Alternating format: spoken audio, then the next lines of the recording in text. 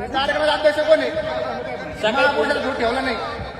संविधान बाबासाहेबमुळे प्रजासत्ताक दिन बाबासाहेब म्हणून त्याचा तिरस्कार एवढा का? अध्यक्ष कोण आहे? तुम्ही महत्व पटवून दिलं पाहिजे. तुमचं काम सांगायचं काम आहे ना, तुम्ही लेकराला दाराला सांगितलं पाहिजे. आमचा नाच गाण्याला विरोध नाही, चांगलं मनोरंजन आहे. आमचा कार्यक्रम